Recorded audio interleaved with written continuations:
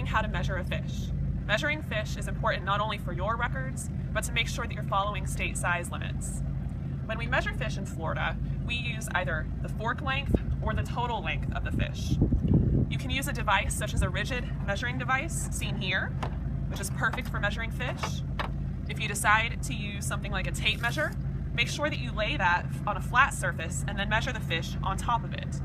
If you lay the measuring tape over the fish, the contour of it will distort your measurement and it will be inaccurate. So let's start with total length. To measure a fish by total length, it will include species such as red drum, sea trout, groupers, and snappers. We'll measure this black sea bass here. We'll lay the fish flat on its side, and we want to measure from the furthest forward tip of the snout all the way to the tip of the compressed tail. In some fish, you'll have to squeeze the tail and pinch it to get the furthest measurement. To measure the fork length of a fish, we'll use it for species such as amberjacks, mackerels, cobia, permit, and pompano. Again, we lay the fish on its side, and we want to measure from the tip of a closed mouth all the way to the center of the fork in the tail.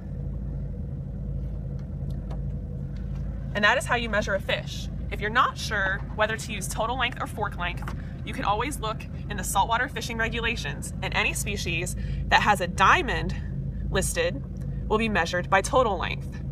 If there's not a diamond present, then you will measure it using fork length. For more information on size limits, you can visit myfwc.com/fishing. Fish consumption represents the main source. We've seen that mercury exposure through fish consumption, even within the governmental safety limits, can have adverse neurological and behavioral effects on child development. And severe exposure can cause overt structural brain abnormalities like microcephaly, which is a shrunken brain disorder. But we didn't know whether low exposure could also affect brain size until this new study. Autopsy studies suggest mercury preferentially affects the developing cerebellum, and so researchers used ultrasound to measure the brain size in newborns of mothers who had high body levels of mercury compared to a control group of women who had low levels of mercury. Let's put that into practical terms. Compared to the low-level control group, here's where the high-level mercury women were. Now, how much canned tuna consumption is that equivalent to? Here's what your body mercury burden is if you eat 1 serving of canned tuna a day, about half a can. Here's what 2 cans a week will do to you, and this is just 1 can a week. So the bodies of the women suffering high mercury contamination in the ultrasound brain study were considered heavily contaminated, but even just a little canned tuna once in a while could bump your levels even higher. So the high really wasn't that high, but still, what did they find? They demonstrated that newborns born to mothers with higher mercury hair levels had cerebellums up to 14% shorter than those born to mothers with lower mercury hair levels. They conclude that prenatal exposure to what may be considered really low levels of methylmercury does indeed influence fetal brain development as detected by decreased size of a newborn's brain.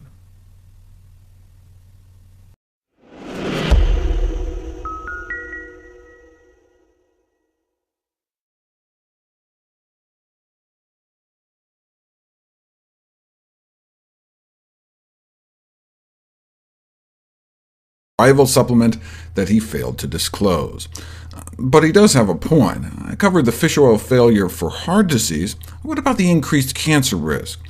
Men with the highest circulating levels in their blood of the long-chain omega-3 fat DHA were found to be at higher risk for prostate cancer, though a subsequent compilation of all such studies suggests that EPA, the other major long-chain omega-3 in fish and fish oil, may be more closely associated with increased cancer risk. Either way, these long-chain omega-3s have been promoted for prevention of heart disease and cancer. But now that we know that not only does there appear to be no benefit for death, heart attack, or stroke, but there may be an elevation in cancer risk, the general recommendation to increase the intake of these fats should consider its potential risks. How could eating more fish or fish oil increase cancer risk? Well, there are some industrial pollutants like PCBs linked to increased prostate cancer risk. And the primary source of exposure in the general population is believed to be through diet from fish, meat, and dairy products. If you do a supermarket survey, the PCBs, shown in white here, are highest in freshwater fish and lowest in vegans. Cannibals take note. No, that's just how they label the market basket of plant foods. Though vegans have been tested and were found to be significantly less polluted, including the PCB specifically linked to prostate cancer. But this study here was done in North America, where people don't eat a lot of fish, and indeed even the group with the highest DHA levels weren't that high. And so maybe the confounding factor was meat consumption in general, not just fish, and that lower meat consumption may be the reason for the lower rates of prostate cancer in the lower DHA group, as the consumption of well-done meat is associated with an increased risk of prostate cancer, and intake should be restricted. We also used to think omega-3s could protect us from arrhythmias, abnormal heart rhythms like atrial fibrillation.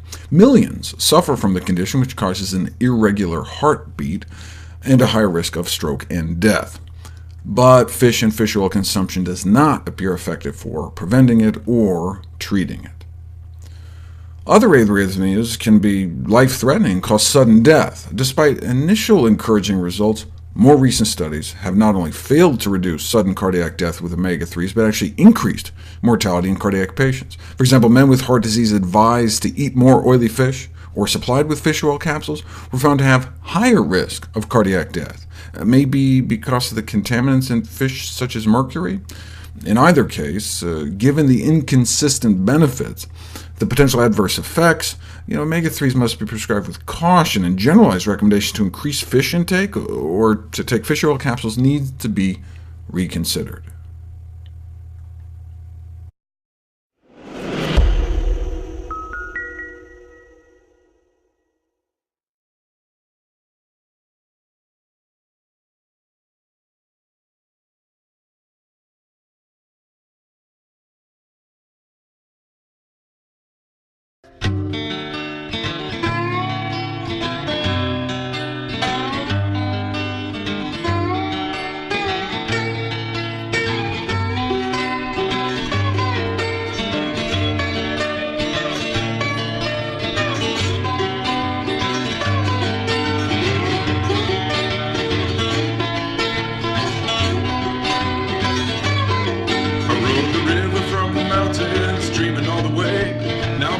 In the delta, every branch looks the same, and the sky's getting darker, and the clouds are rolling in. It's the same old situation I always find myself in. Hey, I'm just drifting on. Midnight on the water, and the star above the ridge, and I found my father's ghost sleeping under a bridge. 6 in the morning, woken up by a cop, and I wonder if the nightmares are ever gonna stop. Hey, I'm just drifting on. Oh, memories of magic and crystal in the hills. You said you'd come and find me, but I know you never will. So take up all your worries and make a little song.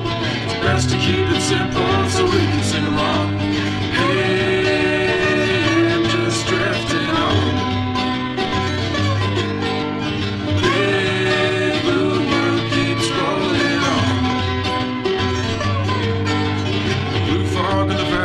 The mountains glowing gold, and I found my way to town as the sun split the cold. I sat down on the sidewalk, read a sign across the street, said Jesus and the Magdalene made love here last week. Hey, I'm just drifting on. Well, the preacher shared his breakfast and shivered as he spoke. He said things are getting harder and my spirit's almost broke. And I used to work for miracles and live for signs of grace. Now I'm praying for my soup and I'm just trying to hold my place. Hey, I'm just drifting on.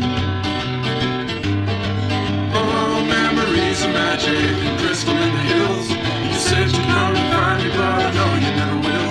So take up all your worries and make a little song. It's best to keep it simple so we can sing along. Hey, I'm just drifting on. Big blue world keeps